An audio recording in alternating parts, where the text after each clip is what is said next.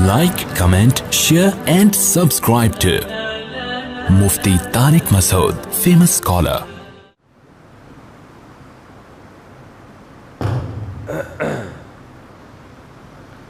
الحمدللہ نحمده ونصلی علی رسولہ الکریم اما بعد فاعوذ باللہ من الشیطان الرجیم بسم اللہ الرحمن الرحیم.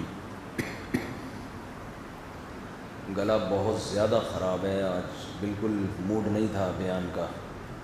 موڈ کا مطلب بولنے کی ہمت, لیکن اناؤنس نہیں ہوا, لوگ اکٹھے ہو جاتے ہیں تو میں نے کہا جتنا ہو سکے گا کر لیں گے. جہاں پہلے بیان سے پہلے ایک چھوٹی سی وضاحت. میرا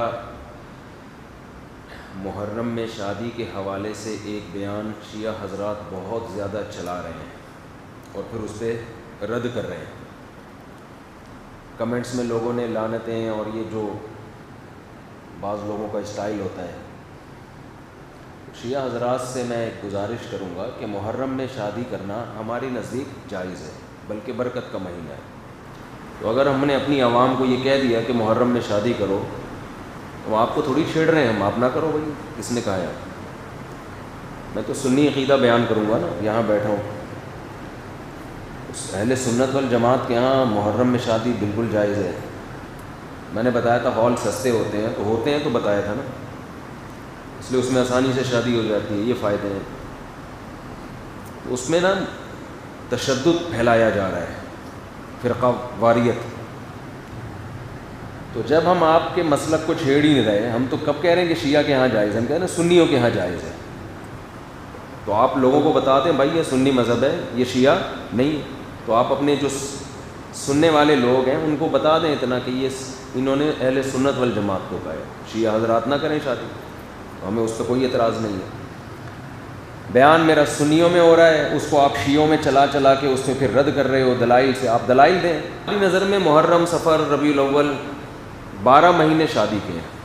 ویسے بھی 4 جب کرنی ہوں گی تو پھر اس میں تو اتنا آپشن آپ کے پاس نہیں ہوتا کہ یہ والا مہینہ تو یہ والا. جو لڑکی والے جس مہینے میں راضی ہو جائیں فوراً سے پہلے نکاح کر لو, ورنہ رشتہ ہاتھ سے گیا.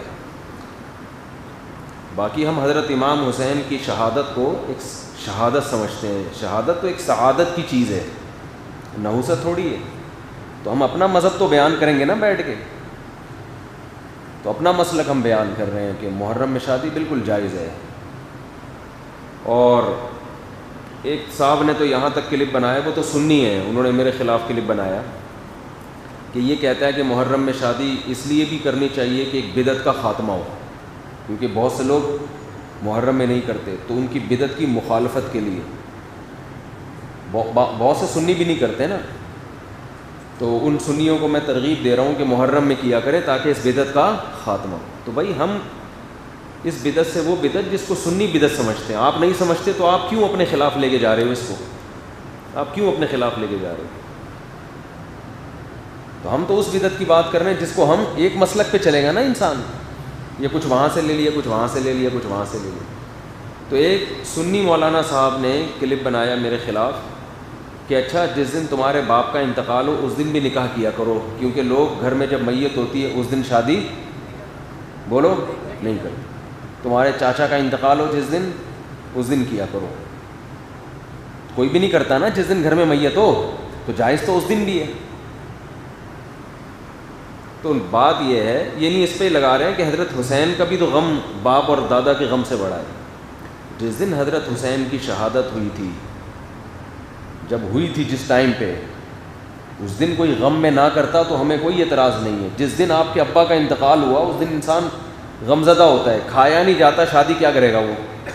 تبھی تو حدیث میں حکم ہے کہ جس کے ہاں میت ہو جائے 3 دن اس کے گھر کھانا پہنچاؤ. وجہ اس کی یہ کہ غم کی وجہ سے وہ کھانا نہیں پکاتا, اس کو توجہ نہیں ہوتی ان چیزوں کی, بھوکا رہے گا بیچارہ. تو جس دن ابا کا انتقال ہو اس دن نہیں کرنی چاہیے, کسی کا بھی ہو, غم کا دن ہے. لیکن اگلے سال اسی تاریخ کو پھر بھی نہ کرو, ایسا نہیں ہوتا بھائی. ابا کی جس دن برسی ہوگی تو ہم تو برسیوں کو مانتے ہی نہیں ہیں, ہماری نظر میں برسیاں نہیں ہوتی. ہم اپنا مسلک بیان کریں گے نا, ہم نہیں مانتے برسیوں کو. بھائی برسی کیا ہوتا ہے؟ تو ہمارے والد صاحب کا انتقال ہوا, اللہ تعالیٰ ان کی مغفرت فرمائے. اس کے بعد ہر سال وہ تاریخ آتی ہے، نہ ہمیں پتہ چلتا ہے کہ کب آئی اور کب گئی، بلکہ مجھے تو اسپیسیفک وہ ڈیٹ بھی یاد نہیں ہے کہ والد صاحب کا کس دن انتقال ہوا تھا، اس لیے کہ جس دن بھی ہوا وہ اب کرنا کیا ہے، دعا کرنی ہے آپ نے، وہ تو جب یاد آئے کر لیا کرو بھائی. اب تو والد کو والدہ کو ضرورت اس کی ہوتی ہے کہ بعد والے ان کے لیے دعائیں کریں، اور وہ خاص اس تاریخ میں جس دن انتقال ہوا تھا اس تاریخ میں دعا کی قبولیت کا زیادہ امکان ہوتا ہے. ایسی کوئی حدیث ہمارے پاس نہیں ہے. تو ساری زندگی انگریز مناتے ہیں نا مدر ڈے اور فادر ڈے، ہم نہیں مناتے کیونکہ ہمارا تو روز ہی مدر ڈے ہے اور روز ہی فادر ڈے. انگریزوں کا سال میں مدر ڈے زیادہ ہوتا ہے، فادر کا تھوڑا ان کے یہاں تھوڑا پرابلم ہے. کچھ لوگ منا رہے ہوتے ہیں، کچھ لوگ جن کے ہوتے ہیں وہ منا لیتے ہوں گے. مدر ڈے بہرحال وہ سب منا رہے ہوتے ہیں. تو ان کے ہاں وہ اس لیے مناتے ہیں مدر ڈے اور فادر ڈے کہ ان پورا سال ابا اماں کو پوچھنے کی توفیق نہیں ملتی. ہمارے ہاں تو بھائی روز ہی ابا ہیں. تو وہ یہ تھوڑی کہ 1 جنوری کو ابا تھے 2 کو ابا نہیں ہے، وہ 2 کو بھی ابا ہیں، 3 جنوری کو بھی، فروری میں بھی وہی ابا، مارچ میں بھی وہی ابا. ایسا ابا کہاں سے لبا؟ پنجاب والے کہتے ہیں. پنجاب میں زبان میں بڑی مستعدی بولی جاتی ہے. وہ ایک صاحب اپنے ابا کے بارے میں کہہ رہے تھے میرے ابا یوں، اس نے کہا ایسا ابا کہاں سے لبا؟ لبا کسے کہتے ہیں؟ پایا؟ پتہ نہیں، خیر پائے کو کہتے ہیں نا، کہاں سے پایا. تو ہمارا تو بھائی روز ابا ڈے ہے اور روز مدر ڈے، زندگی میں بھی اور موت کے بعد بھی روز ہی ان کے لیے. جب بھی دعا، مجھے تو اللہ ٹوٹی پھوٹی توفیق دیتا ہے، جب بھی ہاتھ اٹھا کے دعا کرتا ہوں تو سب سے پہلے اپنے والدین کے لیے. تو ہاں اب وہ تاریخ ابا کی ڈیتھ، وہ تاریخ آئے گی بھی نا انتقال کی، تو اس تاریخ میں تو ہم شادی بھی کرتے ہیں اور خوشیاں بھی منا رہے ہوتے ہیں، کیونکہ وہ جو دن تھا وہ دن چلا گیا. اور ویسے بھی 3 دن سے زیادہ تعزیت کو شریعت نے پسند نہیں کیا. 3 دن غم کے بہت ہوتے ہیں. تو اس کے بعد اپنے ان کے احکام کو فالو کرو. تو اہل سنت والجماعت کے ہاں محرم، صفر، ربیع الاول، ربیع الثانی، یہ سب مہینوں میں شادی جائز ہے. شیعہ حضرات نہ کریں، ان کا اپنا مسلک. تو لیکن اس پہ کلپ بنا کے نیگیٹیوٹی پھیلانا یہ غیر اخلاقی حرکت ہے. اور کلپ بھی کاٹا جاتا ہے، اتنا سا، پوری بات سامنے نہیں آتی ہے، اتنا سا کلپ کاٹ کے چلا رہے ہوتے ہیں. تو یہ فیس بک پہ بہت زیادہ بدتمیزی ہو رہی ہے اس ٹائپ کی. تو پھر بھی اگر کوئی نہ کرے محرم میں تو نہ کرے، ہم کو گن پوائنٹ پہ تو کروا نہیں رہے اس کی، پھر بھی نہ کرے. میری ایک دفعہ شادی محرم میں بھی ہوئی تھی، تو حقیقت ہے. تو مجھے یاد ہے 9 محرم کو ہم نے وہ ولیمے کا لوگوں کو بولا، تو وہ بعض لوگوں کے منہ بن گئے کہ یہ کون سا دن ہے. تو میں نے کہا بھائی ہمیں تو آج ہی اتفاق سے فرصت ملی ہے، تو جب شادی ہوگی تبھی ولیمہ ہوگا نا. تو نکاح ہوا تھا 1 آدھ دن پہلے، تو بھائی اب آج ہی ہے، تو انہوں نے آ گئے، پھر وہ کھانا کھوڑنے سب پہنچ جاتے ہیں. وہ ایک داماد تھا نا، ایک ہونے والا داماد، تو لڑکی والوں نے اس کو کہا کہ تم ہماری بیٹی سے آج مجھے ذرا ہلکا ہی بولنے دیں، ہلکا، ٹھیک ہے نا. تو ہلکی پھلکی باتیں، 4-5 دن سے سیٹنگ آؤٹ ہوئی ہے. تو لڑکی والوں نے بولا کہ تمہیں گھر داماد بننا پڑے گا، اس شرط پہ ہم اپنی بیٹی دیں گے گھر داماد. ایک دم تیش میں آ گیا، یہ بے غیرتی، یہ بے شرمی قبول ہے. آخر میں فوراً کہتا ہے، ایک دم سوچتا ہے نا کہ بھائی چھوڑو بے غیرتی بے شرمی دے گا، لیکن قبول ہے، اور کیا چاہیے. تو کس میں کہہ رہا تھا میں یہ ہے؟ ہاں، تو لوگوں نے کہا محرم، یہ پھر پہنچے ہوئے سارے. تو جو نہیں کرنا چاہے وہ نہ کرے. ہماری نظر میں حضرت حسین سے محبت کا یہ طریقہ ہی نہیں ہے نا کہ محرم میں سوگ منایا. ہمارے ہاں دوسرا اسٹائل ہے محبت کے اظہار کا، دوسرا طریقہ ہے. تو ہم کہتے ہیں ان کو فالو کرو. حضرت حسین کی اتنی بڑی داڑھی تھی، کتنے لوگوں کی داڑھی ہیں بڑی. حضرت حسین بے انتہا سخی تھے. اس دور میں جو سید ہوا کرتے تھے نا آل رسول، اتنی سخاوت ہوتی تھی کہ ان کی سخاوت کی مثالیں بیان کی جاتی تھی. حضرت حسن رضی اللہ تعالیٰ عنہ اتنے سخی تھے کہ ایک مرتبہ آپ نے باغ میں دیکھا کہ ایک غلام کھانا کھاتا ہے، ایک نوالا خود کھاتا ہے، ایک نوالا کتے کو کھلاتا ہے، اپنے کھانے میں سے آدھا اس کو دے رہا ہے. تو حضرت حسن نے پوچھا کہ یہ کیوں کر رہے ہو؟ اس نے کہا مجھے شرم آتی ہے کہ میں ایک جانور کے سامنے کھانا کھا رہا ہوں اور یہ بیچارہ للچائی بھی نظروں سے میرے سامنے دیکھ رہا ہے. غیرت مند لوگ تھے نا. حضرت حسن کو خیال آیا کہ جب یہ غلام ہو کے اتنا غیرت مند ہے کہ آدھی روٹی کی سخاوت کر کے کس پہ خرچ کر رہا ہے؟ جانور. تو ہم تو آل رسول میں سے ہیں، ہم تو نبی کے نواسے ہیں. حضرت حسن رضی اللہ تعالیٰ عنہ نے اس غلام سے کہا کہ تیرا مولا کہاں ہے، جس کا یہ باغ ہے اور جس کا تو غلام ہے؟ اس نے بتایا. تو مولا سے کہا کہ اس کی قیمت لگاؤ. یہ غلام بہت مہنگے ہوا کرتے تھے اور اس کو پتہ بھی تھا کہ سامنے خریدار حضرت حسن ہے، ان کو تو جتنے بھی بول لگا دو یہ دے دیں گے پیسے. تو اس نے بتایا اتنی قیمت، فوراً غلام خریدا، آزاد کر دیا اسی وقت. اور پھر کہا یہ باغ کی ویلیو بتا اب کتنی ہے؟ اس نے بتایا جی اتنی. باغ بھی اسی وقت خریدا اور غلام کو وہ باغ ہبہ کر دیا. پہلے زمانے میں اس قسم کی چیزوں کو کیا کہا جاتا تھا؟ سخاوت. آج جو سخاوت ہے جس سے حاتم طائی بھی شرما جائے وہ یہ ہوتا ہے کہ وائپر کسی نے صاف کیا گھنٹہ لگا کے نا آپ کی گاڑی پہ، جب آپ کی گاڑی سگنل پہ رکی تو غریب سا بچہ آیا 1 گھنٹہ لگا کے اس نے سرف ورف لگا کے صاف کیا. آپ نے 5 روپے کا سکہ آج کل چل رہا ہے 10 روپے کا چل رہا ہے نا، 5 کا بھی ہے، تو وہ تلاش کیا، وہ لگا کے اس کو دیا اور حاتم طائی کی برزخ میں نیندیں اڑا دی. اور یہ بھی اس لیے کیا کہ کسی پیر صاحب نے بزرگ نے کہا ہوا تھا کہ صدقے سے بلائیں ٹلتی ہیں. تو 5 روپے میں کیا بلائیں ٹلیں گی بھائی؟ 5 روپے میں ٹھیک ہے، صدقہ نہ کرنے سے یہ بھی بہتر ہے. تو پہلے جو سخاوت ہوا کرتی تھی وہ بہت زیادہ ہوتی تھی. آج کل وہ سخاوتیں نہیں ہیں. پہلے تو پورے باغ گفٹ کر دیا کا. وہ ہے نا حضرت ابو طلحہ انصاری رضی اللہ تعالیٰ عنہ، قرآن کی آیتیں نازل ہوئیں لن تنالوا البر حتى تنفقوا مما تحبون. تم نیکی کی حقیقت کو اس وقت تک نہیں پہنچ سکتے جب تک محبوب چیز صدقہ نہ کرو. محبوب چیز اسلام میں نیکی جو ہے نا صدقہ ہے. تو صحابی آ گئے، یا رسول اللہ نے کہا ہے کہ سب سے محبوب چیز صدقہ کرو، تو میرا باغ ہے. باغ پراپرٹی کو کہتے ہیں، زمین. تو یا رسول اللہ وہ میں صدقہ کرنا چاہتا ہوں. آپ نے فرمایا بخن ذاک مال رابح. واہ واہ، یہ تو بڑا قیمتی مال لے آئے تم بھائی. تو آپ نے ان کو مشورہ دیا اپنے چچا کے بیٹوں کو دے دو. کس کو دے دو؟ جو لوگ بھی کوئی ٹرسٹ ہے ان کا، یا لوگ ان کے ساتھ تعاون کرتے ہیں غریبوں کو دینے کے لیے، اگر کوئی ان کے پاس رقم لے کر آئے نا کہ یہ زکوٰۃ کی رقم کہاں دوں، فوراً کہے گا بھائی مجھے دو، میں صحیح جگہ پہنچا دوں گا. ہوتا ہے نا، ہر آدمی چاہتا ہے بھائی کہاں آئے میرے پاس. میں نے تو دیکھا ہے بہت سے ٹرسٹ وہ یہی کہہ رہے ہوتے ہیں ہمیں ہی دو، لیکن آپ صلی اللہ علیہ وسلم خود لے بھی سکتے تھے، ان سے لے کے مسلمانوں پہ خرچ کر دیتے ہیں بھائی. آپ لے کے بیت المال میں جمع کرا دیتے، چلو بھی کسی کے کام آئے گا. آپ نے فوراً فرمایا اپنے چچا کے بیٹوں کو جا کے دے دو، گفٹ دے دو.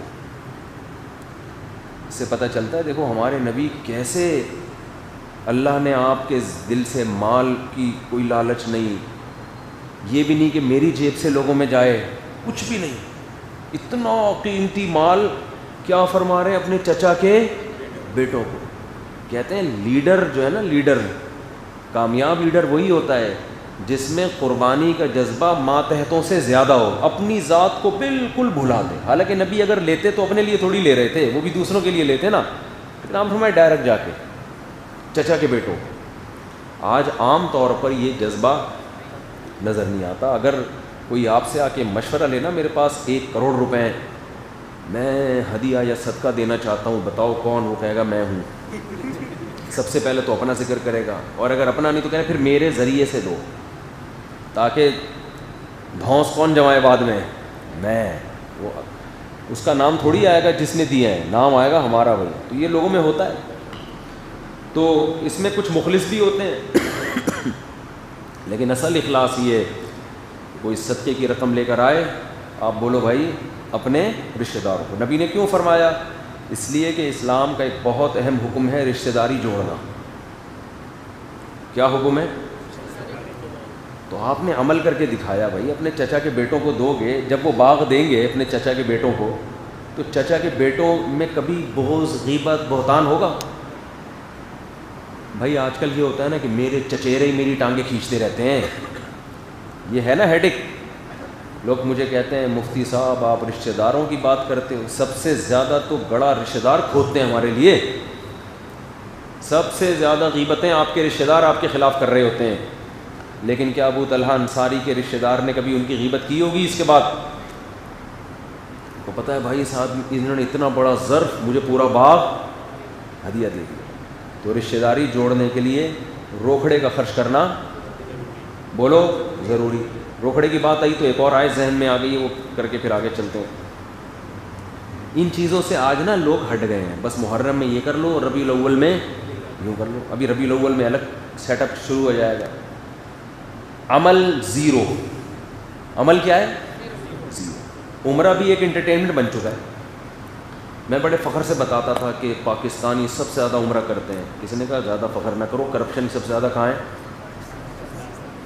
بولو وہ کون سا؟ یعنی یہ بھی نہیں یقین ہوتا کہ کم بخت ہی حلال پیسوں سے عمرہ کر بھی رہا ہے کہ نہیں کر رہا. ایک مسجد کمیٹی کا ممبر پیسے کھا گیا تھا, فوراً عمرہ کرنے گیا ہے. Once upon a time. ایک عجیب عجیب چیزیں ہو رہی ہیں مارکیٹ میں. ایک آدمی, یہ سارے سچی مچی کے واقعات ہیں یہ جو میں دیکھ رہا ہوں. ایک گھر میں کیا کہانی ہوئی, دیور اور بھابھی میں محبت ہوئی, کم بخت بھابھی کو عدالت سے خلا لے دلوایا بھابھی کو, وہی ایک طرفہ خلا. علماء فتویٰ دے رہے ہیں یہ حرام ہے, یہ خلا نہیں ہے, نہیں کوئی مطلب. اور بھابھی صاحبہ کی بھی سیٹنگ ہوئی دیور کے ساتھ, اور بڑا بھائی بیچارہ خون کے آنسو رو رہا ہے کہ یار یہ میرے گھر میں کیا ہو رہا ہے. ہمیں بھی اطلاع ملی, ہم نے بھی ان کو سمجھایا یہ وہ. تو پھر میں نے کہا کہ بھائی وہ ہیں کہاں دونوں؟ کہہ رہے ہیں عمرے پہ گئے ہوئے. دیور بھابھی کو پٹا کے عدالت سے خلا.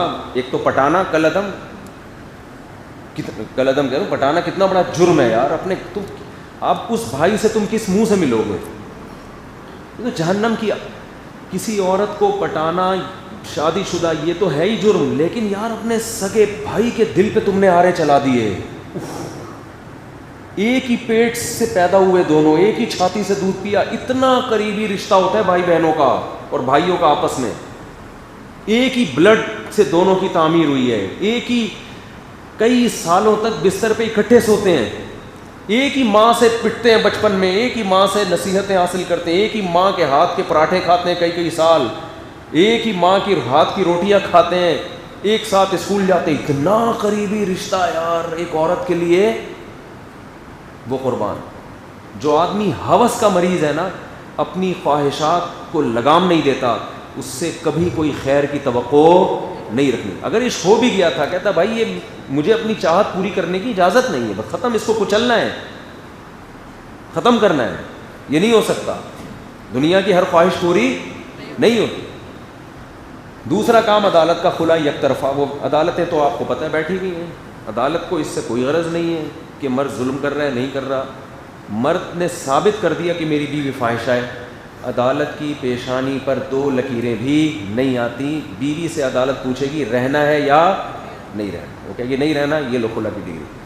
تو شوہر جج ہے آج کل, ہم لوگ شوہر نہیں ہے, کیونکہ طلاق کا اختیار کس کے پاس ہے؟ جج کے پاس. تو شوہر تو وہ ہو گیا نا. یہ ایسی 2 اور 2 4 کی طرح بات ہے.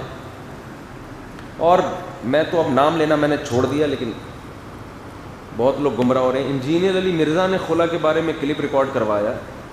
اس نے کہا کہ صرف فقہ حنفی میں ہے کہ عورت یعنی شوہر کی پرمیشن کے بغیر خلا نہیں ہوتا, باقی سب کے نزدیک یک طرفہ خلا ٹھیک ہو جاتا ہے. تو وہ پھینکنے پر گورنمنٹ کی طرف سے چونکہ پابندی نہیں ہے, پھینکتے رہو. تو خلا 4 اماموں کا اتفاق ہے, اہل حدیث بھی اس میں متفق ہیں کہ جب تک مرد خلا نہیں دے گا عورت یک طرفہ خلا نہیں لے سکتی. 4 اماموں کا اتفاق ہے. اور قرآن میں بھی یہی لکھا ہوا ہے. قرآن کا ترجمہ بیچارہ پڑھ لیتا تو اندازہ ہوتا, اور نیچے لوگوں کے کمنٹس دیکھو جو اس سے بھی بڑے جاہل ہیں. صحیح کھینچ کے رکھو ان مولویوں کو, ٹائٹ کر کے رکھو ان مولویوں کو. نیچے لوگوں کے کمنٹس ہیں کہ انہوں نے خود ہی فقہ حنفی پہ جھوٹ باندھے گا, خود ہی پھر اس کے جواب میں دلائل دے گا, وہ دلائل بھی غلط. تو قرآن سے صاف پتہ چلتا ہے کہ جہاں قرآن میں خلا کی آیتیں ہیں نا, میں سامنے آنے نہیں دے رہا نا, سامنے بیٹھے گا تو یہ اس کو پتہ ہے ہوشیار آدمی کو, اس لیے صرف المحنت المفنت پہ گھما رہا ہے, یہ المحنت المفنت پہ گھما رہا ہے. ہم تو تیار ہیں بھائی 1.5 گھنٹہ ہم المحنت پہ بات کریں گے, تو 1.5 گھنٹہ ہمیں اور بھی تو کرنے دو نا. جو آپ نے اتنے بھنڈ مارے کبھی فقہ حنفی کو کہہ رہے ویل مچھلی فقہ حنفی میں حلال نہیں ہے, اور پھر دلائل دینا شروع کر دیے ویل مچھلی کے حلال ہونے. لوگ کہہ رہے ہیں دیکھو حنفیوں کو تو اتنا نہیں پتہ. تو تجھے کس نے بولا ہے کہ ویل مچھلی فقہ حنفی میں حلال نہیں ہے؟ خود ہی الزام لگا کے جواب دے کے شاباش بھی لو. اور نیچے لوگ کمنٹس, تو اتنے بھنڈ ہیں, یہ اس کے آخری دن ہوگا زندگی کا جس دن یہ میرے ساتھ بیٹھ گیا. ٹینشن سے اگلے لمحے مر جائے گا یہ. صحیح ہے نا, اس لیے نہیں بیٹھ رہا یہ اس لیے نہیں بیٹھ رہا. اور کمال کی بات ہے اتنا ہوشیار ہے, ہر تھوڑے دن میں کلپ بنا کے چلاتا ہے, لوگوں کو یہ میسج دیتا ہے کہ مفتی طارق مسعود نہیں آ رہے, کیونکہ اس میں عنوان لگا ہے مفتی صاحب جہلم کب تشریف, جہلم آ جاؤ. یہ لیبل ہوگا, نیچے جو بیان ہوگا اس میں ہے کہ بالکل آنے کی ضرورت نہیں ہے, جو چیلنجز میں نے کیے تھے میں ان پہ بات نہیں کروں گا. اور کہہ رہا دیکھو یہ المحنت پہ بات کرنے کے لیے تیار نہیں ہے, جبکہ ہم 100 دفعہ کہہ چکے بھائی ہم تیار ہیں, 1.5 گھنٹہ بہت ہے, ہم کریں گے 1.5 گھنٹہ. پھر آپ نے جو چیلنجز کیے نا الٹے پھینکتے رہے ہو مسلسل. اس میں خلا کا مسئلہ بھی اٹھانا تھا میں نے, کہ تم نے جب یہ کہہ دیا کہ عدالت کو یک طرفہ خلا کا اختیار ہے, جتنے لوگ تمہیں اس فتوے کی بیس پہ فالو کریں گے وہ حرام خوری میں مبتلا ہوں گے کہ نہیں ہوں گے. جو فتویٰ پوری اجماع امت کے خلاف, قرآن کے خلاف, بخاری مسلم کی حدیثوں کے خلاف, پوری امت کے اجماع کے خلاف, اور وہ الزام لگا رہے کہ صرف فقہ حنفی میں ہے. تو ایسی بہت ساری چیزیں ہیں, سامنے بیٹھے گا ہی نہیں ہے کبھی بھی. تو وہ اس میں وہ محترم فرما کیا رہے ہیں ارشاد, وہ جو آخری کلپ آیا ہے نا اس میں تو حد کر دی ہے. اس میں کہا یہ المحنت المفنت جو کہ یہ عقیدے سے اس کا تعلق ہے, تو جب تک عقیدے درست نہیں ہوں گے مسائل کی طرف نہیں آئیں گے. لہذا یہ تراویح کا مسئلہ, رفع الیدین یا حضرت معاویہ کا, پھر 1.5 منٹ بات ہوگی. تو پھر آپ کو بھی ان موضوعات پر 1.5 منٹ کے کلپ بنانے چاہیے تھے. دیکھو اس مناظرے کے چیلنج سے ایک فائدہ تو یہ ہو گیا کہ جو اختلافی مسائل انجینئر صاحب کہتے تھے اتنے دھڑلے کے ساتھ کہ ان کے پاس کوئی دلیل نہیں ہے تراویح کے مسئلے پر, رفع الیدین پر اور فلانے, آج محترم مان لیتے ہیں کہ یہ تو چھوٹے موٹے کیا ہیں اختلاف ہیں, یہ تو فروئی مسائل پر 1.5 منٹ بات ہوگی. جو کلپ آپ نے ریکارڈ کروائے ہیں وہ 20-20 منٹ کے, آدھا گھنٹے کے, اور پھر بڑے فخر سے کہ اتنے ملین لوگوں نے اس کو سن لیا. تو بیٹھنے تو دو بھائی ہمیں سامنے. تو میں پھر بتا دوں لوگوں کو کہ میری طرف سے قطعاً جہلم جانے میں تاخیر نہیں ہو رہی ہے. جس دن اس نے کہہ دیا کہ 1.5 گھنٹہ محنت المفنت پہ, اور 1.5 گھنٹہ جو میں نے چیلنجز کیے پورے کانفیڈنس کے ساتھ, میں ان کو فیس کروں گا. پھر آپ اگر میں نہ جاؤں تو آپ مجھے ملامت کرو. اب انجینئر کے فالوورز کو چاہیے بولیں, جب مفتی صاحب کہہ رہے ہیں کہ میں المحنت پہ بات کروں گا تو کیوں نہیں ایگری ہو رہا بھائی تو ان چیلنجز پہ؟ اس کا مطلب بھاگ تم رہے ہو, میں نہیں بھاگ رہا. اب پھر اس میں کچھ آ جائے گا نیا کلپ دیکھنا, جو اصل بات ہوگی وہ غائب, اور وہ آدھا بیان چلا کے پھر چیلنجز. تو یہ وہ خلا کی بات کر رہا تھا کہ یہ جو محترم نے ایک بھنڈ مارا تھا نا خلا کے بارے میں کہ صرف فقہ حنفی میں ہے, کہیں بھی نہیں ہے, عورت کو بھی حق. عورت کو خلا کا حق نہیں ہے. حق کا مطلب ہے کہ مطالبہ تو کر سکتی ہے شوہر سے خلا کا, یہ حق ہے کہ مہر واپس دے کے اس سے طلاق مانگ لے, یہ تو حق ہے, ہر وقت حاصل ہے عورت کو. لیکن خلا کیا یک طرفہ کارروائی ہے؟ یہ نہیں ہے. یہ قرآن کی آیتوں کے ترجمے سے پتہ چل رہا ہے کہ یک طرفہ معاملہ نہیں ہے. اب یہ بیٹھے گا تو میں ترجمہ لفظ بلفظ کر کے دکھاؤں گا, سامنے بیٹھے گا کہ تمہیں خلا کے آیتوں کے ترجمے تک تو آتے نہیں ہیں اور تم بیٹھ کے اتنے بڑے بڑے فتوے دے رہے ہو. تو وہ دیکھو ہمارے ملک کی حالت آپ کو بتا رہا تھا کہ کتنا بڑا جرم کیا بھائی کے ساتھ, اس کی بیگم کو پٹایا, عدالت سے خلا لیا, کسی سے فتویٰ نہیں لیا کہ یہ خلا, اور گئے کہاں سیدھا کہ ہم اپنی نئی زندگی کا آغاز اللہ کے گھر کی زیارت سے کریں. پیٹ میں یہ چل رہا ہے. تو مذہب کس کا نام ہے؟ تو یہ تو تفریح ہو گئی، عمرہ تھوڑی ہوا نا یہ کہ چلو یار کہیں تو جانا ہے تو چلو شاید برکت لے لیتے ہیں وہاں جا کے. جیسے معین اختر سے پوچھا تھا کہ آپ دبئی میں کیا کرتے ہیں، انہوں نے کہا عربی ڈرامے دیکھتا ہوں. کیوں دیکھتے ہو بھائی؟ انہوں نے کہا شاید بخشش ہو جائے قیامت کے دن اسی سے. یہ بولا کہ بھائی میرے پاس اور تو کوئی عمل ہے نہیں، اللہ سے کہوں گا عربی زبان قرآن کی زبان تھی، لوگ انڈیا کے ڈرامے دیکھ رہے تھے، میں نے عربی میں دیکھنا شروع کر دیا. تو یہ بالکل صحیح نقشہ کھینچا ہے. کوئی بھروسہ نہیں بہت سے لوگ عربی فلمیں اس لیے دیکھ رہے ہوں کہ شاید قیامت کے دن بخشش ہو جائے. تو بخشش کا ہمارے یہاں یہ سیٹ اپ چل رہا ہے. تو میں یہ کر رہا ہوں جو چور ہوتا ہے پہنچ جائے عمرہ کرنے، چوری کے پیسوں سے پہنچ جائے گا. تو اصل اسلام چاہ کیا رہا ہے؟ آپ کے دل سے دولت کی محبت نکالنا چاہ رہے ہیں، اور وہی کہ اسی پہ آپ سانپ بن کے بیٹھ گئے ہو. اور اسلام یہ چاہتا ہے کہ دولت کو کیا کرو؟ خرچ کرنے سے دل سے محبت نکلے گی، اللہ پہ اعتماد آئے گا، توکل آئے گا. بھائی پیسے سے نہیں ہوتا کس سے؟ اللہ سے. دیکھو اتنا کھلا دیا پھر بھی اللہ کھلا رہا ہے. تو قرآن کیا کہتا ہے؟ آج دنیا میں ہیومن رائٹس کی بہت زیادہ بات ہو رہی ہے کہ سب سے پہلے کون ہے؟ انسانیت کا خیال کرو، انسانیت کا خیال کرو. اس پہ ساری دنیا متفق ہے یا نہیں ہے؟ بولو. لیکن خدا کی قسم انسانوں کے حقوق کا جتنا خیال اسلام کر رہا ہے نا، اتنا غیر مسلم سوچ بھی نہیں سکتا. کیونکہ ہمارے ہاں جب کہا جاتا ہے انسانوں کا خیال کرو تو مطلب بات کرنے سے پہلے تھینک یو اور بات کے آخر میں تھینک یو، مسکرا کے. اوورٹیک نہ کرو، کوئی تمیز سے ٹریفک چلاؤ، گاڑی چلاؤ، بس سب کا لوگ سب کیا کریں؟ ایک دوسرے کا خیال کریں، چوری نہ کریں اور کسی کا دل نہ دکھائیں وغیرہ وغیرہ. اسلام اس کو نہیں کہتا، اسلام اس سے آگے کی باتیں کرتا ہے. پہلی بات تو اسلام کہتا ہے سارے انسان برابر نہیں ہیں. یہ بات ہی غلط ہے کہ سب انسان ایک جیسے. نہ تمہارے لیے جو تمہارا جتنا قریبی ہے اس کا حق دوسرے سے زیادہ. یہ بات غیر مسلموں میں بولو نہیں. کتنی عجیب آیت ہے. وَاعْبُدُوا اللَّهَ، اللہ کی یہ آیت جو ہے نا، آج جا کے ترجمہ پڑھیں اس کا. 5ویں پارے کی آیت ہے یہ، سورہ نساء میں. وَاعْبُدُوا اللَّهَ وَلَا تُشْرِكُوا بِهِ شَيْئًا وَبِالْوَالِدَيْنِ إِحْسَانًا وَبِذِي الْقُرْبَى وَالْيَتَامَى وَالْمَسَاكِينِ وَابْنِ السَّبِيلِ وَمَا مَلَكَتْ أَيْمَانُكُمْ. اس میں اللہ نے سارے انسانوں سے ہٹا کے ان چند لوگوں کو الگ سے ذکر کیا ہے کہ ان کے حقوق کو فوکس کرو پہلے، اور کیسے کرو وہ اگلی آیت نے بتایا. تو سب سے اچھا ان میں پہلے ترجمہ کر دیتا ہوں. کہا وَاعْبُدُوا اللَّهَ، اللہ کی عبادت کرو. غلامی کس کی ہوگی؟ اللہ کی.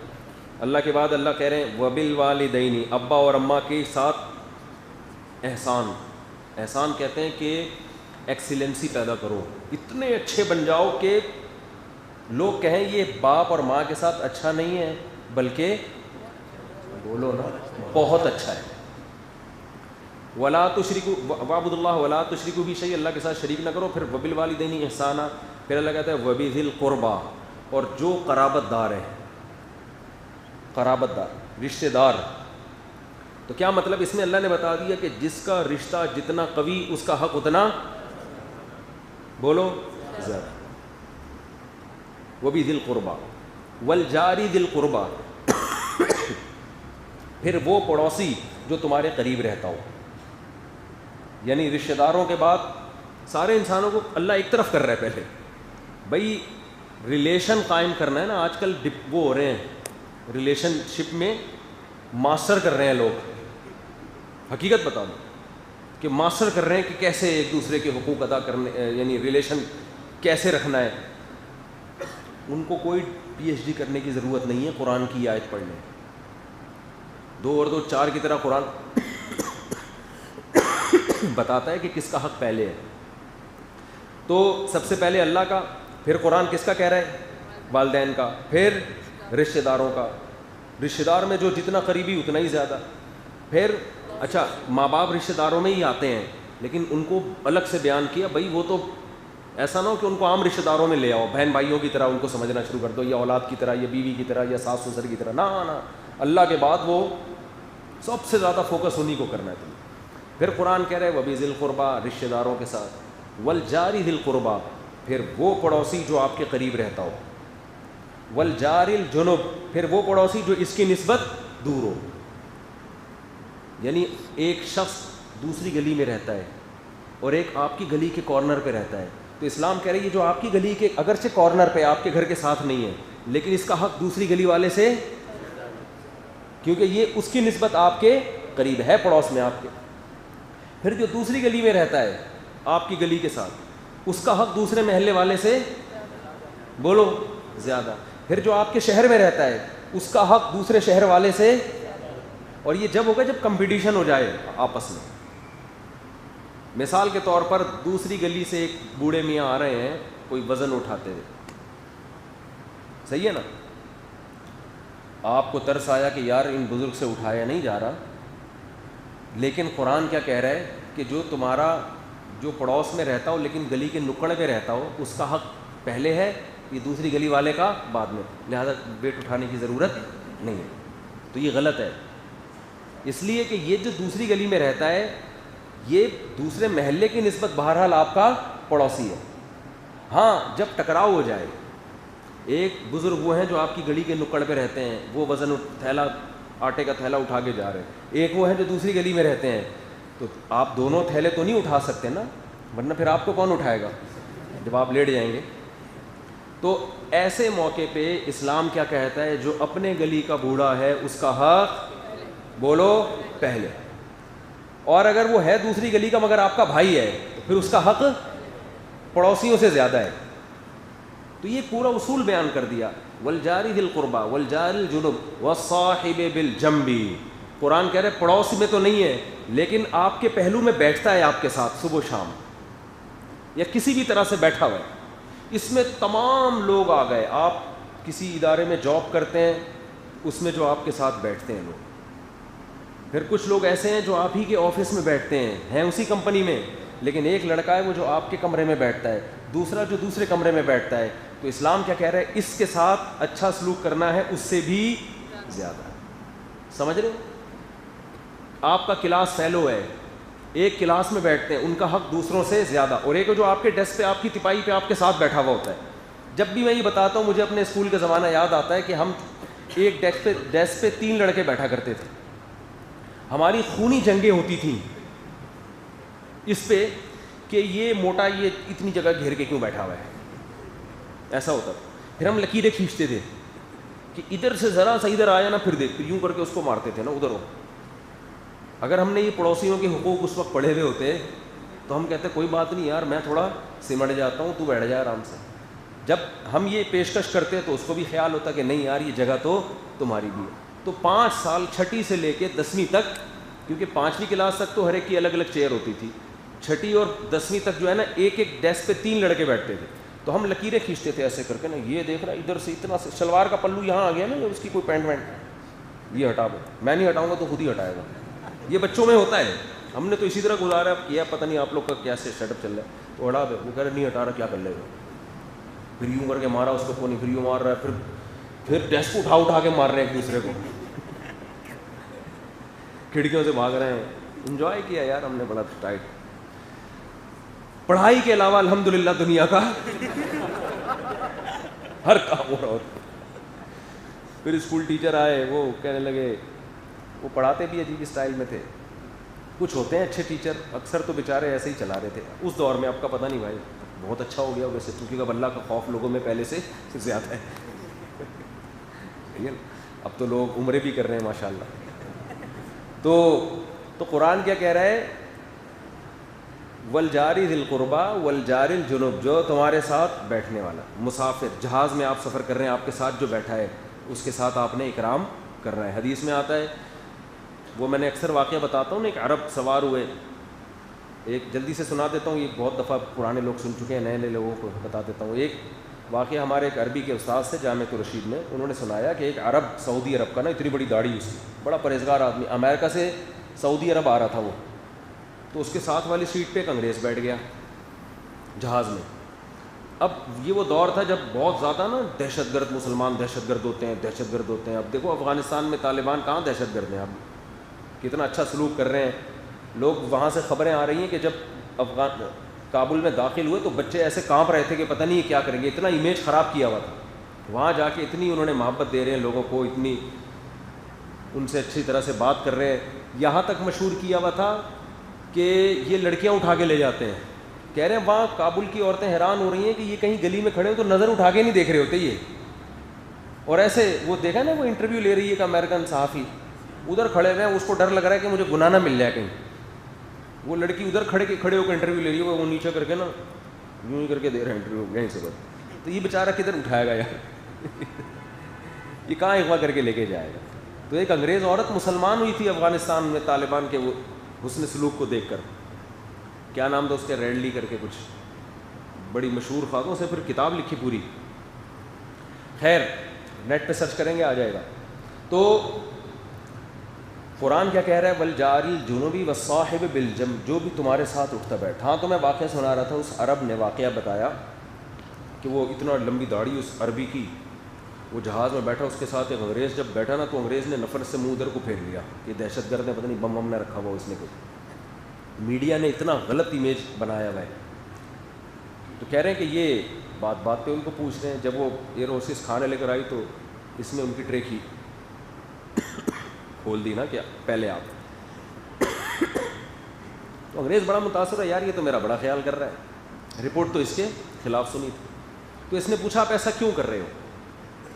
تو کہتے ہیں میں نے اس کو بتایا کہ نبی نے فرمایا من کان یؤمن باللہ والیوم الآخر فلیکرم جارہ، جو اللہ اور آخرت پر ایمان رکھتا ہے اس کو چاہیے اپنے ساتھ بیٹھنے والے کے ساتھ اچھا سلوک کرے، اکرام کرے، عزت دے اس کو. صرف اچھا سلوک نہیں، اکرام. فلیکرم کا مطلب اس کو رسپیکٹ دے، عزت دے. تو بڑا حیران ہوا کہ اسلام کا تو ہم نے سنا تھا دھماکے ہی کرتے ہیں یہ لوگ اور تو کچھ نہیں آتا ان کو. اچھا خود یہ لوگ جو مرضی کرتے رہیں خود جو مرضی کرتے رہیں. اور جب وہ چھوڑو پھر پورا ٹاپک ہی چینج ہو جائے گا. تو کہہ رہے ہیں کہ اتنا. اس نے پھر پوچھا اور اسلام کیا کہتا ہے؟ تو انہوں نے بتایا ایک خدا کی عبادت کرو، نماز پڑھو، پھر وغیرہ وغیرہ وغیرہ. تو وہ کہتے ہیں کہ جب جہاز نے ٹیک آف کیا تھا نا تو اس گورے کے دل میں اسلام کی انتہائی شدید نفرت تھی، اور جہاز لینڈ کرنے سے پہلے وہ مسلمان ہو چکا تھا. غیر مسلم جو ہے نا وہ آپ کے قرآن میں کیا لکھا ہے، حدیث میں کیا آتا ہے یہ نہیں دیکھے گا. وہ دیکھے گا تم کمبختوں عملی طور پر کر کے آ رہے. وہ جب دیکھے گا کہ یہ عمرہ بھی اللیگل کر کے آتے ہیں اور کسی اور کی اچھا پیسے دینے لوگ قرضہ مانگ رہے ہیں، ان کا قرضہ نہیں دے رہے اور حج کر کے آ رہے ہیں. تو بھائی پہلے تو جو جس کا پیسہ ہے اس کو دو نا. تو عجیب سیٹ اپ چل رہا ہے. تو خیر قرآن کیا کہہ رہا ہے، جو آپ کے ساتھ اٹھنے بیٹھنے والے لوگ ہیں ان کے ساتھ بھی کیا کرو، اکرام.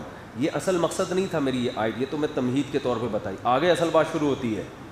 آگے قرآن کیا کہہ رہا ہے، ان اللہ لا ہاں پھر آگے مزید بھی ہے، وما ملکت ایمانکم، اپنے ماتحت اور غلاموں کے ساتھ اچھا سلوک کرو.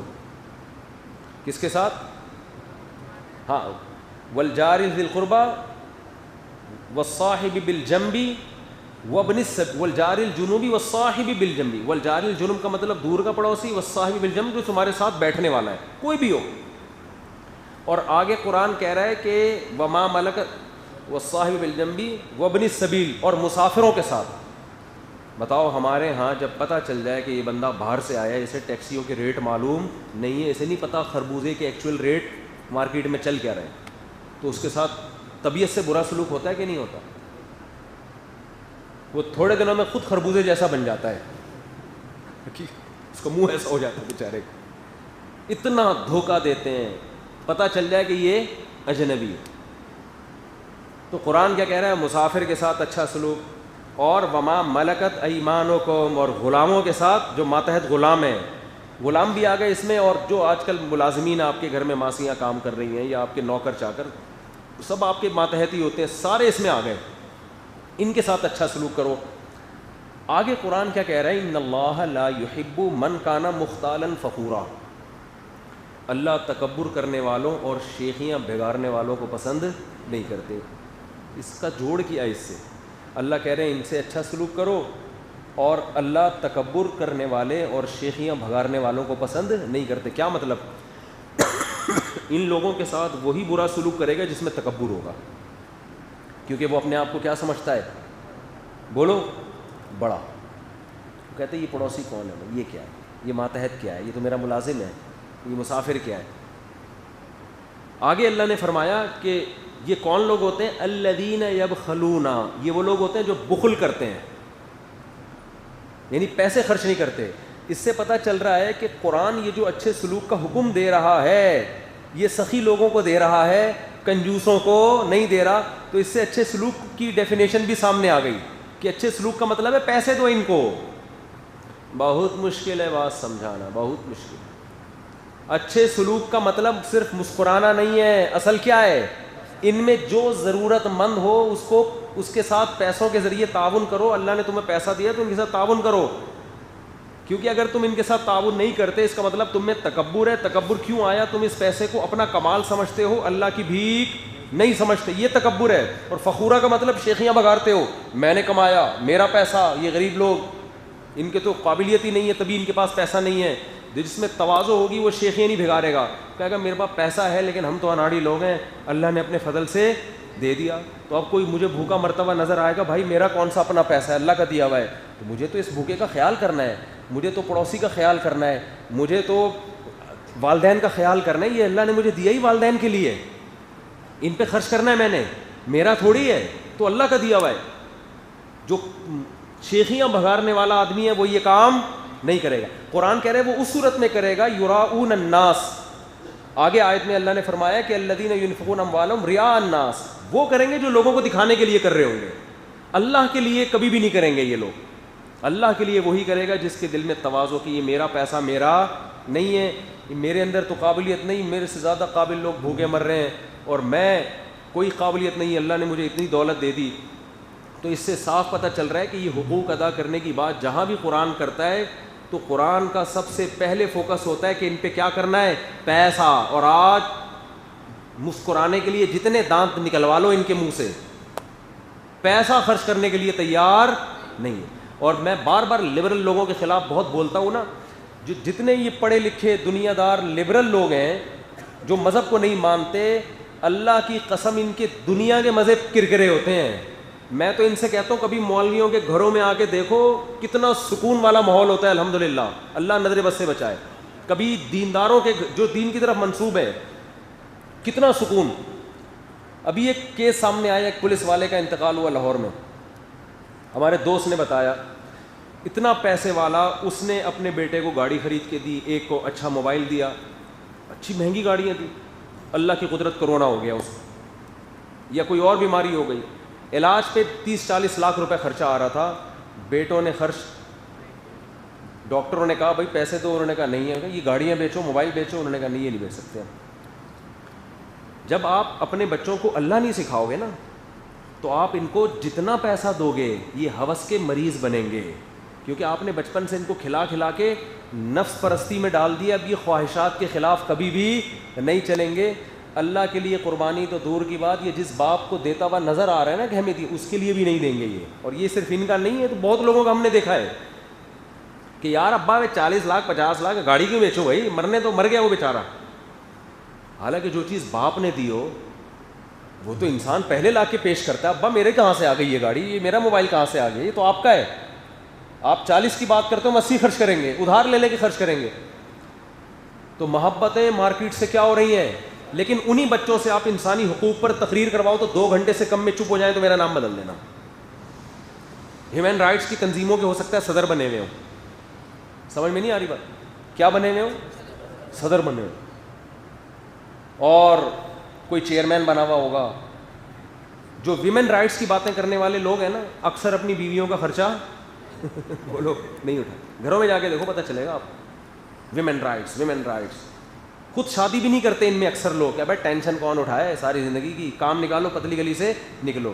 لیکن آپ ویمن رائٹس کا چیئرمین بنا دو تو دیکھو بنا ہوا ہوگا ایسا ہی آدمی. تو ویمن رائٹس اور ہیومن رائٹس کی باتیں پھینکنا گورنمنٹ کی طرف سے کوئی پابندی نہیں, پھینکتے رہو.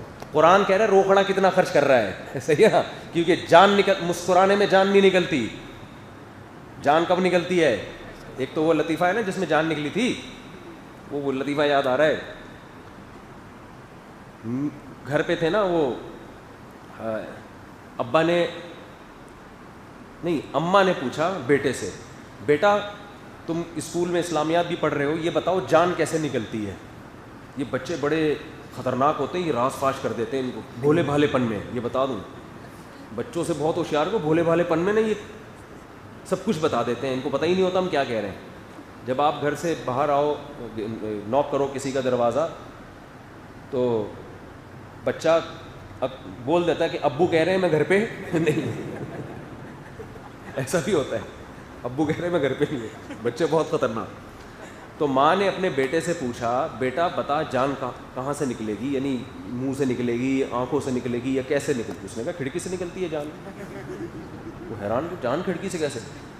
تو وہ کہتا ہے امی جب آپ گھر پہ نہیں ہوتی نا تو پڑوسن آتی ہیں انٹی ہمارے گھر میں, جیسے ہی آپ آنے والی ہوتی ہیں تو ابو کہتے ہیں جان کھڑکی سے نکل جاؤ. ابو فوراً کہتے ہیں جان کھڑکی سے نکل جا. تو یہ لفظ اس نے اتنا سنا تھا, اس کا خیال تھا کہ جان ہمیشہ کہاں سے نکلتی ہے؟ کھڑکی سے نکلتی. بھائی ویڈیو نہیں بناؤ, ہیلو, بالکل سختی سے پابندی ہے. تو اصل جو جان نکلتی ہے نا انسان کی, وہ روکڑا خرچ کرنے سے نکلتی ہے. اور قرآن ساری ترغیبات کس پہ دے رہا ہے؟ پیسے دو, پیسے خرچ کرو, ماں باپ پہ, بہن بھائیوں پہ, ماتحتوں پہ, پڑوسیوں پہ, اور دور کا پڑوسی, قریب کا پڑوسی, ماتحت غلاموں پہ.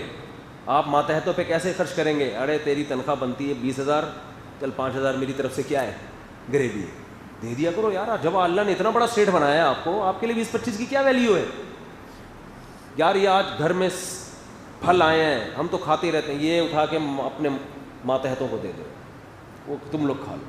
فیکٹریوں کے مالکان نے ایسا نچوڑا ہوا ہوتا ہے نا. تنخواہیں کیسی ہوتی ہیں؟ 25,326 روپے. ابے 26 کو پورا ہی 100 کر لے یار. بھائی ایک آدمی نے مجھے بتایا, میرے فیکٹری کا مالک مجھے تنخواہ دیتا تھا 20,256. کہتے ہیں میں نے کہا یا تو یہ 256 ختم کر لے, مجھے نہیں چاہیے, پورے 20,000 دے دے, یا اس کو 500 کر دے پورا. لیکن نہیں, 1 روپیہ نہیں بڑھائے گا وہ. حالانکہ اس میں اپنا فائدہ ہے. آپ اپنے ملازمین کو تنخواہ کے علاوہ دیتے رہو.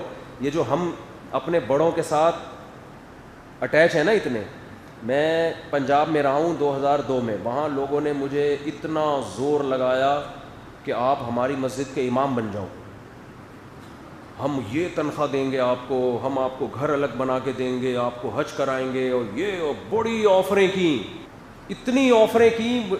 بڑی محبت والے لوگ تھے, میں روزانہ وہاں بیان کرتا تھا, تو بیٹھتے آپ کو یہاں سے جانے نہیں دیں گے, ہم آپ یہاں مسجد کا امام بنو آپ. میں اس وقت بالکل باریک سا آدمی, مجھے خوراک کی ضرورت بھی اس وقت بہت زیادہ تھی. وہ پنجاب والے اتنا اکرام کیا کہ 1 مہینہ رمضان میں نہ مجھے اپنے خرچے پہ سحری بنانے دی, اور نہ میرے گھر والے بھی ساتھ تھے, بچے بھی ساتھ تھے.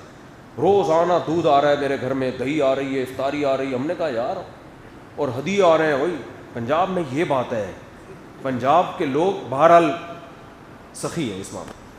پنجاب والے جب کسی پہ عاشق ہو جائیں نا تو پھر وہ ایسے تجوریاں کھولتے ہیں, ایسے ہدیے دیتے ہیں. تو وہ میں وزیر آباد میں تھا, انہوں نے جناب وہ اکرام میرا, میں حیران. ابے بھائی مجھے گھر میں مجھے عادت خراب ہو جائے گی, مفت کھانے کی عادت پڑ جائے گی. لیکن نہیں جی, صبح صبح پہنچے ہوئے ہیں, 1 کلو دودھ لے کے, دہی لے کے, افطاری لے کے, پھر رات کا کھانا لے کے, پھر الگ لفافے الگ آ رہے ہیں. تو میں کوئی بھی ملنے آتا نا, جیب میں ہاتھ ڈال کے لفافہ نکالتے, یہ میری طرف سے ہدیہ. تو میں جب آیا تو میری جیب بھر گئی, اور وہ پھر اوپر سے مجھے گھسیٹنے لگے کہ آپ یہیں رہو, یہاں آپ کی امامت لگوا لیتے ہیں. میں نے ان سے بولا بھائی میں جب بہت زیادہ ہو گیا نا, بہت اصرار کیا, اتنا اکرام بھی, مزے بھی میرے لگ گئے تھے, دودھ جلیبی آ رہی ہے, اور جناب پھر پنجاب کا پانی ایسا ہے, یہاں آدمی کھانے پینے کی باتیں جتنی کروا لو کراچی والوں سے, الحمدللہ بہت اچھی باتیں کرتے بھی ہیں, اور کھانا بھی اچھا بنتا ہے. یہاں کھا نہیں سکتے, یہاں بکرے کی ران ایسی بنتی ہے, یوں بنتی, کھا کے دکھا تو بکرے کی ران, ٹھیک ہے نا, بولتا ہوں باتیں یہاں وہ کہ پانی اس طرح کا ہے, ہوا اس طرح کی, بھوک نہیں. ہم جب پنجاب جاتے ہیں بھوک ڈبل ہو جاتی ہے, بلوچستان بھی جاؤ بھوک ڈبل ہو جاتی ہے. کراچی کا پتہ نہیں ماحول ایسا ہے کہ یہاں وہ بھوک نہیں ہے. تو تہذیب الحمدللہ یہاں بہت ہے, اخلاقیات ہیں, بات تمیز سے وغیرہ وغیرہ. لیکن وہ بھی میں نے بتایا کہ اچھا کراچی میں جو خرچ کرنے کا رواج ہے وہ دینی مدرسوں پہ ہے, وہ شخصیات پہ نہیں کرتے. مسجدوں میں بنوائیں گے اور مدرسوں میں مدرسوں میں تو یہاں سے بہت جاتا ہے, پورے پاکستان جاتا ہے. لیکن یہاں کو یہ رواج نہیں ہے کہ جیسے وہ لوگ ہوتے ہیں نا کہ کسی سے عقیدت محبت ہو گئی تو وہ پیسے خرچ کرتے ہیں. یہاں عقیدت محبت جتنی بھی ہو گئی تو زبان سے پیچھے چلے جائیں گے پیچھے چلے جائیں گے زبان سے.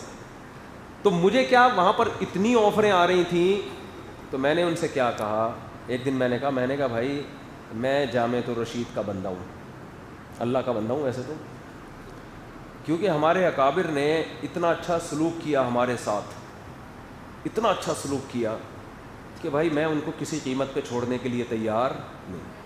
میں نے کہا دیکھو وہ اگر مجھے کہیں کہ وہاں سے واپس نہ ہو وہیں رہو, وہ میری تشکیل کر دیں تو آپ بھگا کے دکھاؤ پھر مجھے یہاں سے اور اگر وہ مجھے ایک کال کر دیں کہ واپس آ جاؤ تو آپ میرے قدموں میں سونے کے مٹکے بھی لا کے رکھو گے, میں یہاں ٹکنے والا نہیں. کیونکہ میں نے کہا میں جن بزرگوں سے میرا تعلق ہے نا ان کے پر مجھے اتنا اعتماد اللہ نے دلا دیا کہ ان سے زیادہ اچھا مجھے مارکیٹ میں ملے گا نہیں.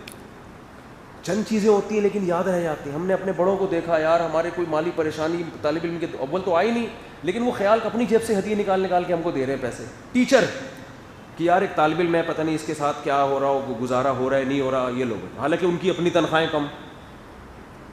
تو ماتحتوں کے ساتھ جب آپ اچھا سلوک کرتے ہو, تھوڑی سی بھی غیرت ماتحت میں ہوگی, وہ اس اچھے سلوک کو بھولتا. مجھے یاد ہے میرے ایک استاذ نے مجھے پیسے دیے, حالانکہ ان کی بہت کم تنخواہ تھی, مجھے ضرورت نہیں تھی پیسوں کی. انہوں نے کہا یار پتہ نہیں کیا, میں نے پھر بتایا میرے حالات اچھے ہیں. پھر ایک اور طالب علم تھا ایران سے آیا ہوا تھا پڑھنے کے لیے, اس کو چپکے سے نکال کے نا دے رہے ہیں پیسے, مٹھی تو ڈال رہے ہیں, رکھ لے. وہ کہہ رہا نہیں, میں نے اس کو آنکھیں دکھا رہے ہیں نا, وہ پٹھان استاذ سے ایسے آنکھیں لال ہو جاتی تھی غصے میں, وہ بیچارے نا ایسے کر کے رکھ لیا. تو آپ نے تو یہ امیج سنا ہے مولویوں کا, بس مانگتے رہتے ہیں مانگتے رہتے ہیں مانگتے رہتے ہیں. ہم نے جن اپنے مولویوں کو دیکھا, جن بزرگوں کو دیکھا, ہم نے کہا یار یہ کیا کر رہے ہیں, یہ تو لٹا رہے ہیں, یہ تو ہم پہ خرچ کر رہے ہیں, اپنی جیب سے خرچ کر رہے ہیں. تو ایک انگریز کا مقولہ ہے, انگریز بھی بعض دفعہ اچھی باتیں کرتے ہیں, بعض دفعہ نہیں بہت دفعہ کرتے ہیں. ایک شیکسپیئر کا ایک مقولہ ہے, وہ مسجد میں سنانے کا نہیں ہے, تو وہ پھر کسی اور وقت نجی محفل میں انشاءاللہ ہم سنائیں گے. تو جب شیکسپیئر نے وہ مقولہ کہا نا, وہ کہا تو اس نے پتہ نہیں کب ہوگا, میں نے کہا یار انگریزوں کے بزرگ کیسے ہوتے ہیں یار انگریزوں کے بزرگ کس قسم کی باتیں کرتے ہیں. بات 100% ٹھیک کی تھی لیکن بڑی عجیب بات تھی. وہ کبھی چھاؤں میں اکیلے میں ملاقات ہوگی تو بتائیں گے انشاءاللہ. تو ایک انگریز نے یہ بات لکھی ہے اور بالکل صحیح لکھی ہے کہ کبھی اپنے ماتحت کو آپ باؤنڈ نہ کریں کہ ہمیشہ آپ کے ساتھ رہے گا. یہ جو ایگریمنٹ ہو جاتے ہیں نا, 20 سال تک کمپنی چھوڑ کے نہیں جانا, 10 سال تک چھوڑ کے نہیں جانا, اور پھر چاروں طرف سے کوششیں کر رہے ہوتے ہیں ملازمین کے بارے میں. ایک فیکٹری کے مالک نے مجھے بتایا, میں ان کمبختوں کو میں نے کام سکھایا ہے, 6 مہینے جاب کرتے ہیں, میرے سکھائے ہوئے کام پہ کہیں اور جا کے کما رہے ہوتے ہیں. تو میں نے کہا آپ نے جو ان کو کام سکھایا اپنے فائدے کے لیے سکھایا نا, یہ اللہ کے لیے سکھایا کریں, اپنی فیکٹری کے لیے. تو میں نے کہا وہ بھی اپنے فائدے کے لیے, جب ان کو کہیں اور سے آفر آئے گی تو وہ کیوں ٹکے گا آپ کے پاس, یہ کوئی باتیں کرنے کی فضول, وہ کہ پابند تھوڑی ہو گیا ہے آپ کا, معاہدہ تھوڑی ہوا ہے کوئی اس کا, اور اگر معاہدہ ہوگا تو وہ مانے گا بھی نہیں معاہدہ, وہ یعنی وہ کرے گا ہی نہیں ایسا کوئی معاہدہ. تو ایک انگریز نے لکھا ہے کہ اپنے ماتحتوں کو کبھی پابند نہ کرو, بلکہ ان کو بتایا کرو بھائی تمہیں یہاں سے اچھی جاب مل جائے, کوئی کام کا موقع ملے تو 1 دفعہ نہیں بلکہ 100 دفعہ جاؤ, لیکن سلوک اتنا اچھا کرو کہ انہیں کہیں موقع مل بھی رہا ہو تو وہ جانے کے لیے تیار نہ ہو, بولے یار یہاں جتنی سہولت اور عزت ہے کہیں اور نہیں ہے, کام ایسا کرو. تو کام کر نہیں رہے ہوتے, تنخواہیں نچوڑ کے دے رہے ہیں, بس وہ نا ہر چیز بزنس بن گئی ہے اس نے, کیونکہ پلس مائنس کر کے پروفٹ دیکھنا ہے. اگر وہ زیادہ تنخواہیں دے گا تو پروفٹ کا مارجن کیا ہو جائے گا, کم. اب گورا یہ کام کرے تو سمجھ میں آتا ہے, مسلمان تو پروفٹ کون سا دیکھتا ہے, یار میں ان کی زیادہ تنخواہیں دے رہا ہوں تو یہاں کم ہو رہا ہے, وہاں کیا ہو رہا ہے. دوسرا ہم تو برکت کے بھی قائل ہیں, انگریز کی ڈکشنری میں برکت کا لفظ اس معنی میں نہیں ہے جو ہمارے یہاں ہے. وہ تو کہہ رہے ہیں برکت کیا ہوتی ہے, یہ پیسے ہیں, یہ 100 روپے ہیں, یہ 100 روپے, برکت کیا ہوتی ہے بھائی.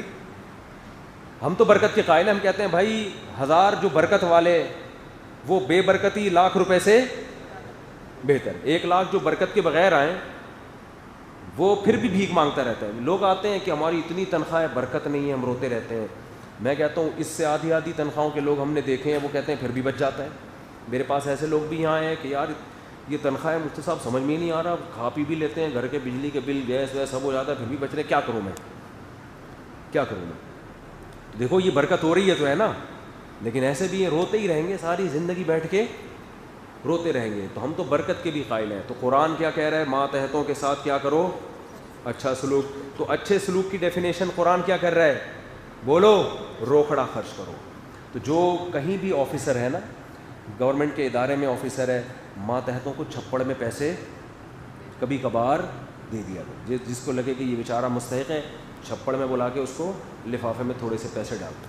کوئی فوج میں بڑا آفیسر ہے, اس کے ماتحت کوئی فوجی ہیں, تو یہ بڑا آفیسر چھپڑ میں بلا کے تھوڑے سے پیسے اس کی جیب میں ڈال دے. دیکھو یہ ابھی تو سلوٹ کرتا ہے, گورنمنٹ کا قانون ہے, لا ہے نا, پیٹھ پیچھے ہو سکتا ہے گالیاں دے رہا ہوں, جیسے ہی سر آئیں گے سر ایک دم سلوٹ کرے گا. جب آپ اس طرح کریں گے تو پھر وہ دل سے سلوٹ کرے گا. جہاں نہیں بھی کرنا ہوگا صحیح ہے نا, وہاں بھی کیا کرے گا. ایسے بھی لوگ ہیں. تو اپنے ماتحتوں کے, ٹیچر ہو آپ, طلبہ کا خیال کر لو, جیسے ہمارے استاذ کیا کرتے تھے خیال, طلبہ کا خیال کر لو کہ یار کبھی اپنی جیب سے بھی خرچ کر دیا کرو. آپ مسجد کے امام ہو تو آپ خود کبھی اپنی جیب سے بھی ڈبے میں چندہ, بہت سے امام ڈالتے ہیں الحمدللہ, لیکن آپ ڈالو گے تو زیادہ لوگوں پہ اثر پڑے گا. تو ہر وقت بس لوگوں سے چندہ مانگنا, خود نہ کرنا, اس سے وقتی طور پر تو کچھ پیسے انسان بچا لیتا ہے. تو قرآن میں اچھے سلوک کی ڈیفینیشن سمجھ میں آ گئی کہ ان پہ کیا کرنا ہے, خرچ. الذین یبخلون ویأمرون الناس بالبخل. آگے قرآن کیا کہہ رہا ہے کہ وما ذا علیہم لو آمنوا باللہ والیوم الآخر وانفقوا مما رزقہم اللہ. ان کو ہو کیا گیا کہ یہ اللہ اور آخرت پر ایمان لا کے خرچ کرنا کیوں نہیں شروع کر دیتے. یعنی اللہ کہہ رہے ہیں اتنی لمبی تقریر سننے کے بعد بھی تمہیں اثر کیوں نہیں ہو رہا. یعنی اللہ اور آخرت پر ایمان لاؤ اور خرچ کرنا شروع کر دو. اس میں بتا دیا کہ خرچ اس وقت تک ہوگا نہیں جب تک آخرت پہ ایمان ہوگا نہیں. اللہ پہ ایمان کا مطلب پتہ ہے کہ اللہ کے لیے دے رہا ہوں, وہ لوٹا دے گا. اور آخرت پر ایمان کا مطلب یہ ضائع نہیں ہو رہا, آخرت میں محفوظ ہو رہا ہے. تو اس سے سخی بننے کے لیے آخرت پر ایمان بہت ضروری ہے. آپ کو کچھ پتہ نہیں کب مر جائیں. لوگوں نے بڑھاپے کے لیے مؤخر کر کے رکھا ہوا ہے, ہم اس وقت ٹرسٹ بنائیں گے, صدقہ کریں گے, جب سارے کاموں سے فارغ ہو کر کرنے دھرنے کے لیے کوئی کام نہیں بچے گا, پھر ہم کیا کریں گے, پھر میں اپنے ابا کے اصحال ثواب کے لیے ایک مسجد بناؤں. یہ لوگوں کی سوچ ہو. بھائی جوانی میں خرچ کرو, سمجھتے ہو کب خرچ کرو.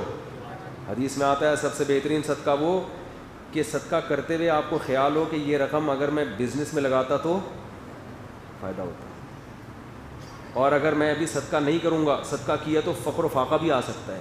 یہ کنڈیشن تھوڑا سا دل میں آرے چلنے چاہیے.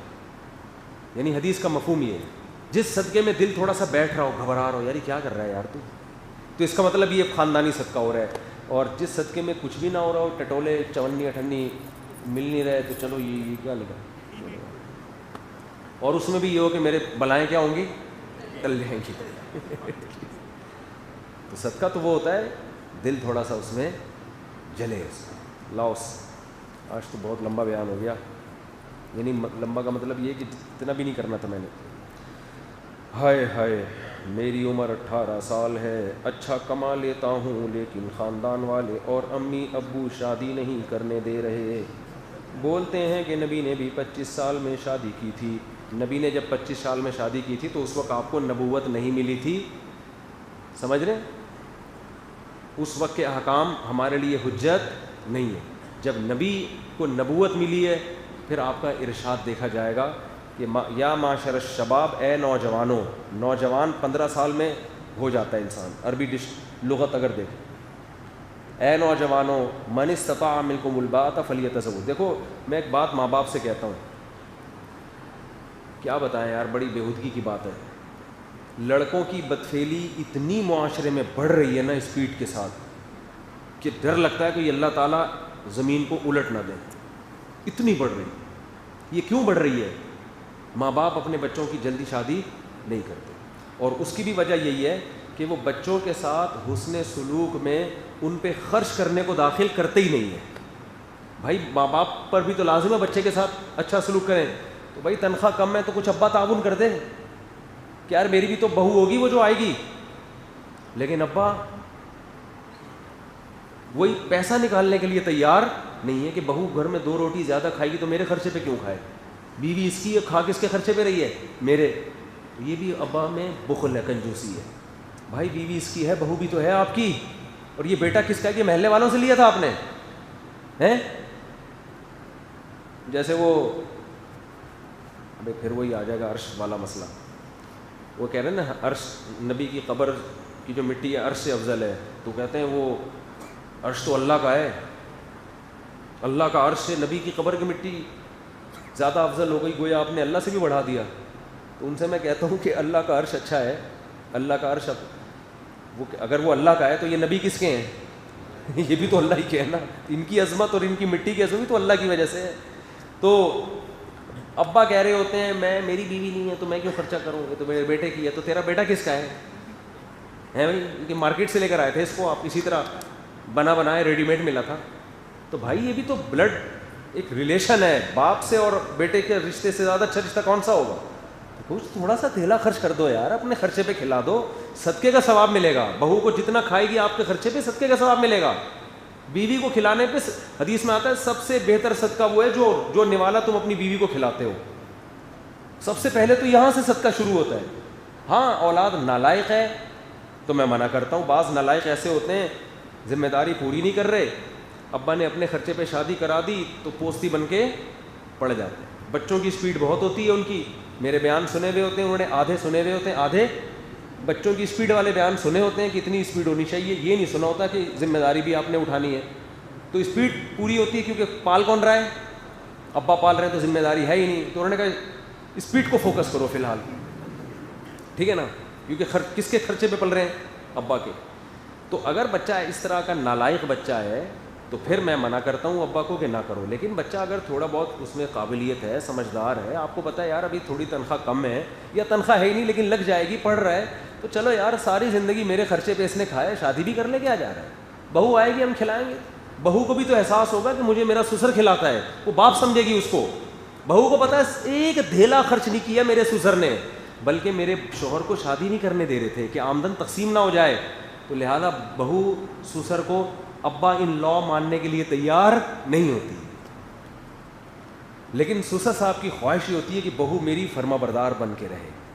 وہی مثال آ جائے گی، ساس مشورے دے رہی ہیں اپنے داماد کو کہ بچوں کو بیکن ہاؤس سٹی اسکول میں پڑھاؤ، داماد کہہ رہے ہیں میرے پاس پیسے نہیں ہیں، کہہ رہے ہو نہ ہو آپ نے پڑھانا پڑے گا، داماد کہہ رہے ہیں آپ ایسے مشورے کیوں دے رہی ہیں جو میری استطاعت سے باہر ہیں، ساس کہہ رہی ہے ہماری بھی تو اولاد ہے، داماد یہاں کے کیا ہو جاتا ہے خاموش۔ میں داماد کو کہتا ہوں یہاں سے بات شروع ہو رہی ہے، جب ساس کہا کریں ہماری بھی اولاد ہے تو بولے بالکل ہے، لہٰذا آدھے پیسے کون دے گا اس کی فیس کے؟ آپ دیں گے کیونکہ آپ کی بھی کیا یہ اولاد، تو خالی پیلی کی اولادیں تھوڑی ہوتی ہیں۔ بڑا بھائی جب گھر میں بڑا ہے تو تھوڑا باپ بن کے دکھائے نا، وہ چھوٹے پہ خرچ کرے، پھر احترام کروائے، مزہ نہیں آئے تو پیسے واپس۔ وہ بڑا بس دھونس جما رہا تھا میں تیرے 10 سال پہلے چونکہ پیدا ہو گیا ہوں لہٰذا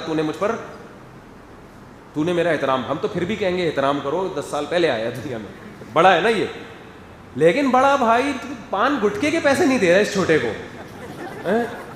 وہ گٹکے کے پیسے پڑوسیوں سے مانگ رہا ہے، تو کس بات کا بڑا ہے بھائی؟ پھر تو بڑا بن کے دکھائے آدمی، تو خدا کی قسم جس کو اللہ نے بڑا بنائے پیسہ خرچ کرو، اتنا مزہ آتا ہے کہ اللہ نے مجھے کیا بنا دیا؟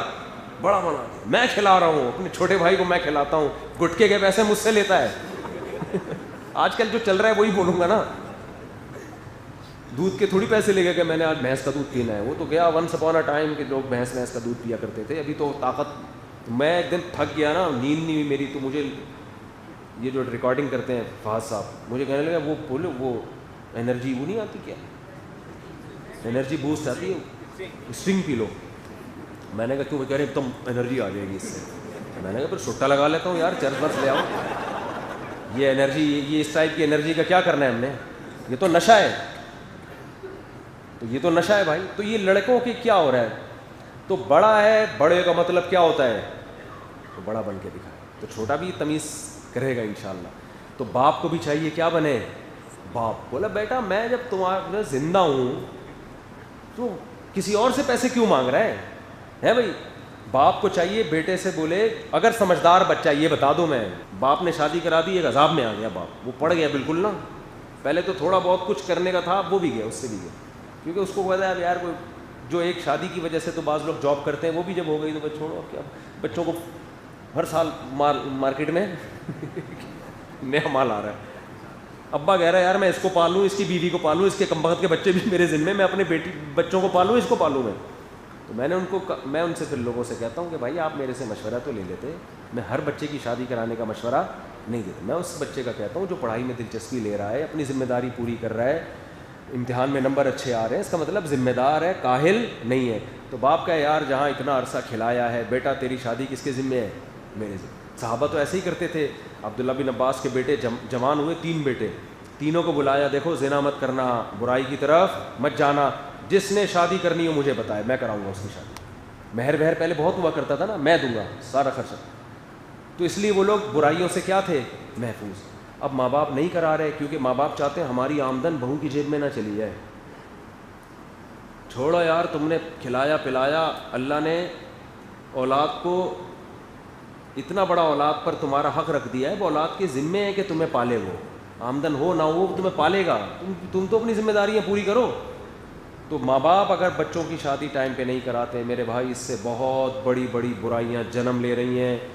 لڑکوں سے بدفعلی کا مرض بہت زیادہ بڑھتا جا رہا ہے, اور اس کی بڑی وجہ یہی ہے کہ بر وقت نکاح نہیں ہوتا. بر وقت نکاح ہو جائے انسان کو الٹی آتی ہے, یہ تصور کرتے بھی یہ کوئی انسان کے کرنے کا کام ہے, یہ تو گدھے بھی نہیں کرتے, جانور بھی نہیں کرتے یہ کام کہ نر کا نر سے تعلق ہو, میل کا میل سے, یہ جانور یہ کام نہیں کرتے.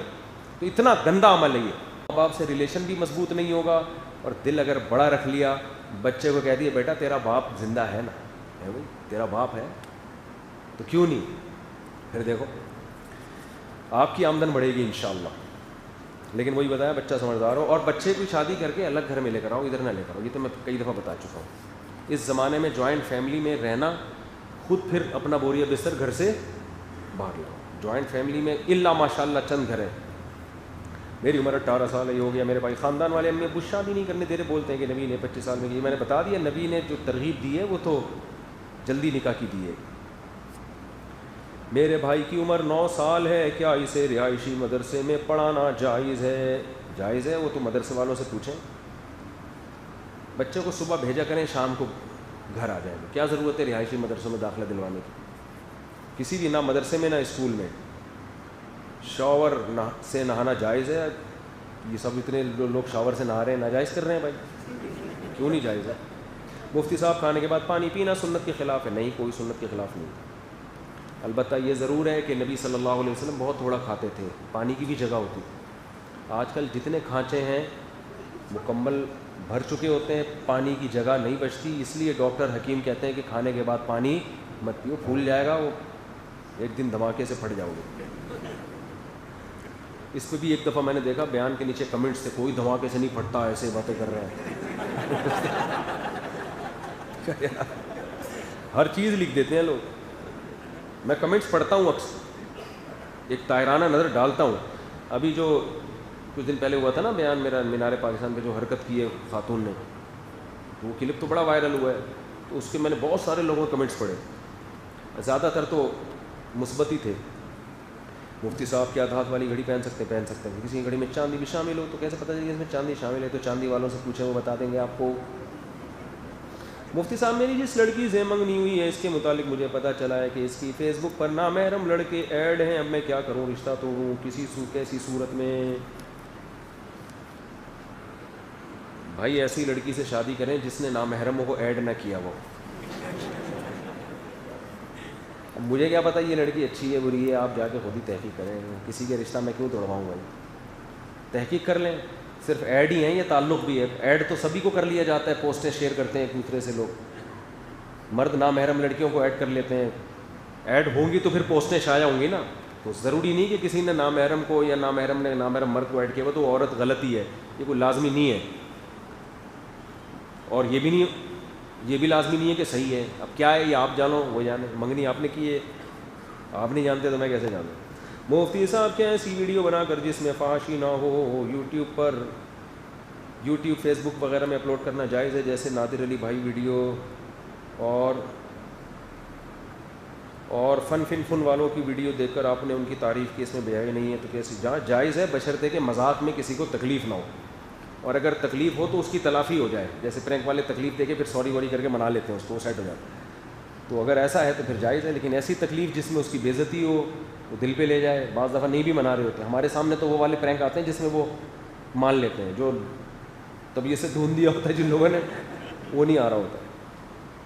لیکن دیکھو یہ پرینک بنانا بے حیائی نہ ہو, جائز تو ہے, یوٹیوب پہ اپلوڈ بھی جائز ہے, کمائی بھی جائز ہے, لیکن اللہ نے زندگی ہمیں دی ہے بہت ہی مہنگی.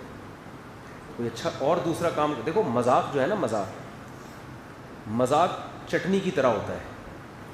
مذاق کیا ہوتا ہے؟ چٹنی کی طرح. کھانے میں تھوڑی سی چٹنی ہو یا کچھ اچار وچار ہو تو کھانے کا ٹیسٹ بڑھ جاتا ہے.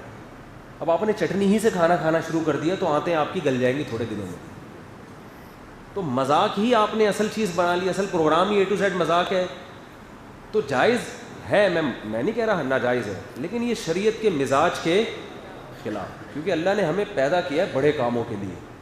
تو بڑے کام کے دوران, جیسے میں یہاں اصلاحی بیان کر رہا ہوتا ہوں, درمیان میں ایک چٹکلا آ گیا مذاق, میں یہاں مزاحیہ پروگرام پیش کرنے تو نہیں بیٹھا ہوتا نا, یہاں بیٹھتے A to Z لطیفے ہی لطیفے. تو اصل کام کچھ اور ہونا چاہیے, اس میں انسان درمیان میں تھوڑا سا مذاق بھی ہو جائے, فریش ہو جاتا ہے. جیسے ٹیچر اسکولوں میں پڑھاتے ہیں تو پڑھائی کے دوران تھوڑے سے چٹکلے بھی سناتے ہیں, ہمارے استاد بھی سنایا کرتے تھے. بیان میں آ گیا تھوڑا کوئی چٹکلا آ گیا, تو اپنی زندگی میں مذاق کو اتنا ہی رکھنا چاہیے. کامیڈین بن جاتا صبح و شام مذاق ہی مذاق, اس سے انسان کے اپنے دل کا سکون سب سے پہلے خراب ہوتا ہے. اکثر کامیڈین, جتنے کامیڈین ہوتے ہیں نا, سب کی بات نہیں کر رہا, ان میں زیادہ تر ڈپریشن کے مریض ہوتے ہیں, بن جاتے ہیں. کیونکہ آپ جو اصل اللہ نے بڑا کام دیا ہے آپ کو, کوئی اور طرح سے انسانیت کی خدمت کرو. آپ کوئی کھانے پکانے کی ترکیبوں والے چینل بھی اچھے ہیں, وہ کم از کم کھانا تو سکھا رہے ہیں نا, پکانا کے, یار یہ بھی کھاؤ یہ بھی کھاؤ. اچھا آدمی خود ہی گھر میں بنانا سیکھ لے, یا خواتین بنا کے میاں کو کھلائیں, یا دعوتیں کریں, وہ بھی سمجھ میں آتا ہے. لیکن A to Z مذاق تو جائز ہے, میں نہیں کہہ رہا کوئی حرام ہے ناجائز ہے, لیکن بہرحال پسندیدہ نہیں. جیسے اسنوکر کلب ایک صاحب کا, مجھے کہنے لگے میں نے اسنوکر کلب کھولا ہوا ہے اور اتنی میں فیس لیتا ہوں, 1 گھنٹہ لڑکے اسنوکر کھیلتے ہیں. بھائی ناجائز تو نہیں ہے, کیونکہ وہ کوئی بہیائی تو نہیں ہو رہی, کھیل ہی ہے نا, انٹرٹینمنٹ ہے, کوئی حرام انٹرٹینمنٹ نہیں. لیکن کوئی اور اچھا کام کر لو بھائی, کوئی اور کام کر لو جس میں لوگوں کو, سبزی بیچنے والا بھی تو کام کر رہا ہے نا, اس میں فائدہ ہے. اسنوکر میں کیا ٹائم ویسٹنگ, لوگ آ رہے ہیں اور 1 گھنٹہ 2 گھنٹے خام کھا کے ٹائم ویسٹ کر کے جا رہے ہیں.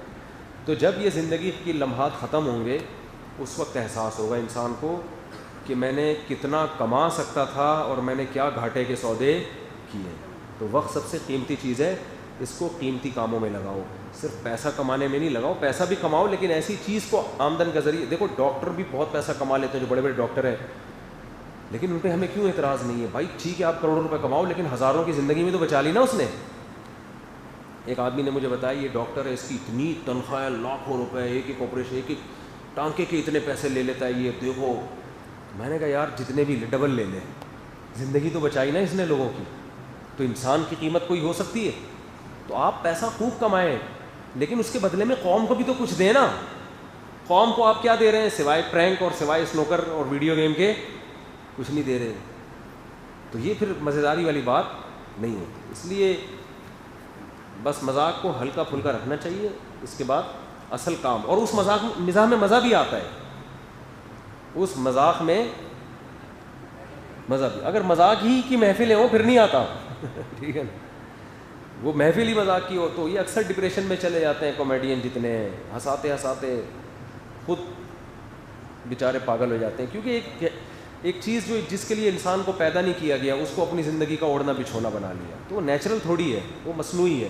مصنوعی چیزوں میں آج میں ایک دوست سے بات کر رہا تھا کہ جو لوگ سنگر ہوتے ہیں نا, گانے گاتے ہیں اور گانوں کی دھنیں بناتے, آپ دیکھ لیں ان کی زندگی, ان میں اکثر ڈپریشن کے مریض ہوتے ہیں. حالانکہ گانا سننے سے لوگوں کو ایک ذہنی تفریح ملتی ہے نا, گانا سننے سے وقتی طور پر لوگوں کو ذہنی تفریح ملتی ہے. تو جس کو سنا رہے ہیں اس کو تو ذہنی تفریح مل رہی ہے, جو گانے والا ہے وہ خود ذہنی تفریح میں. وجہ کیا ہے؟ وہ سارا دن یہی کر رہا ہے.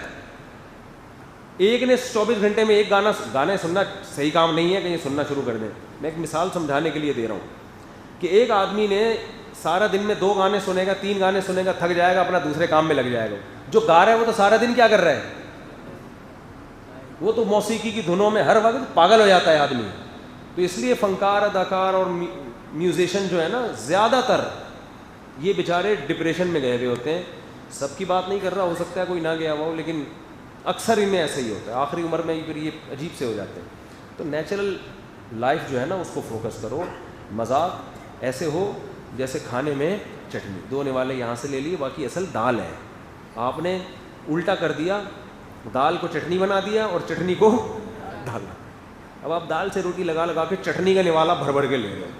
اچار کے اتنے بڑے بڑے ٹکڑے کھا رہے ہو گوشت کی طرح. اچار آتے کی ایسی کی تیسی ہو جائے. تو باقی یہ کہ مذاق محفل میں تھوڑا بہت ہونا چاہیے, چٹنی کا کام دیتا ہے. تو ماہر نفسیات بھی کہتے ہیں خود ہمارے نبی صلی اللہ علیہ وسلم کا بھی یہی مزاج تھا. صحابہ کہتے ہیں ہم نے نبی صلی اللہ علیہ وسلم سے زیادہ مزاح کرنے والا کسی کو نہیں دیکھا, کیونکہ مزاح کرنے سے ذہن فریش ہوتا ہے, بات ذہن میں اچھی طرح اترتی ہے. اور بڑی بات یہ کہ جو مذاق نہیں, مذاق الگ چیز ہے. مذاق کا مطلب دوسرے کا مذاق اڑانا, یہ غلط ہے. مزاح کا مطلب تفریح کی باتیں کرنا. تو اس میں جو مزاح کرتا ہے یہ اس کی علامت ہوتی ہے, اس میں تکبر نہیں ہے. جس میں تکبر ہوتا ہے نا وہ مزاح نہیں کرتا, وہ ہمیشہ سیریس رہے گا. گھر میں بھی آئے گا تو ایسے دو جی بیگم سے بولے گا چائے لے کر آؤ, لانے میں دیر ہو گئی, اچھا بس. ہم نے ایسے بھی لوگ دیکھے ہیں, خود بھی ٹینشن, دوسروں کو بھی ٹینشن. کوئی بچہ تھوڑا سا بول دیا, ہنس دیا, باپ بیٹھا ہوا ہے سامنے, تمہیں ہنسی آ رہی ہے. ہر وقت تھوڑے دنوں میں برین ہیمریج ہوگا. آج حضرت دنیا سے تشریف لے گا. اور جس کی طبیعت میں مزاح ہوتا ہے تو وہ خود بھی خوش رہتا ہے. وہ چھچھوراپن نہ ہو کہ ہر وقت ہی مذاق, یہ تو غلط ہو جائے گا نا. تھوڑا بہت جیسے وہ چھوڑو رہنے.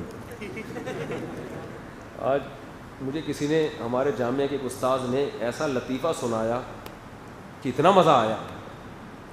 انہوں نے لطیفہ سنایا کہ ایک آدمی, اس کی بیوی کو کتے نے کاٹ لیا اور وہ مر گئی. اب ایک بڑا حادثہ تھا بھائی زندگی میں.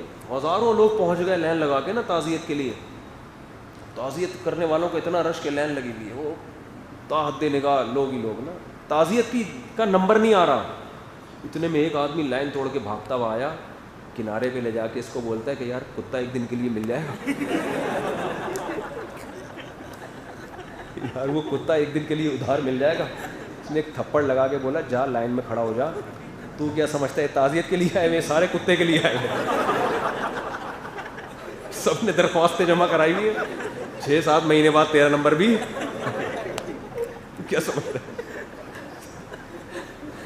اچھا خیر, دیکھو یار جب شادی نہیں ہوتی تو ہر وقت شادی نہیں ہو رہی, شادی نہیں ہو رہی, شادی نہیں. جب ہو جاتی ہے تو کتا ادھار لینے کے لیے پہنچے ہوتے ہیں یار. ابھی وہ ایک بچے نے اپنے باپ سے پوچھا نا, ابا ہر آدمی شادی کے بعد پچھتاتا ہے مگر پھر بھی کرتے ہیں, یہ وجہ کیا ہے؟ ابا نے کہا بیٹا عقل ٹھوکرے کھانے سے آتی ہے, بادام کھانے سے نہیں آتی. مفتی صاحب سوال خاموشی سے پڑھیں. بھائی یہ پھر وہ کہاں ہے, فہد کہاں گیا؟ یہ جیب میں ڈال لو, مجھے بعد میں دے دو. پڑھنا نہیں کسی کا پرائیویٹ مسئلہ ہے, پھر بعد میں دے دینا. اتنا لمبا سوال خاموشی سے بھی پڑھوں. اور وہ جیسا بیان کے نشر میں فرق واضح ہو رہا ہے, جمعے کا بیان اتوار کو. یہ بھائی اس سے پوچھیں, مجھے نہیں پتہ ہوتا کون سا بیان کب اپلوڈ ہو رہا ہے, کیا ہو رہا ہے. میرا کام ہے بیان کرنا, میری عادت نہیں ہے انتظامیہ کے کاموں میں مداخلت. جب ایک ٹیم بنی ہوئی ہے یوٹیوب کی, فیس بک کو, تو پھر ہر چیز انہی کا نمبر شیئر کیا ہوا ہے. جو شکایت ہو ان سے ڈائریکٹ کیا کرو. ہمارے اپنے غم پہلے بہت زیادہ, صحیح ہے نا, بہت زیادہ غم ہم نے. اور ہم تو 3 کتے چاہیے ہوں گے. ایک کتے سے ہمارا کام, ایک کتے سے ہمارا کام.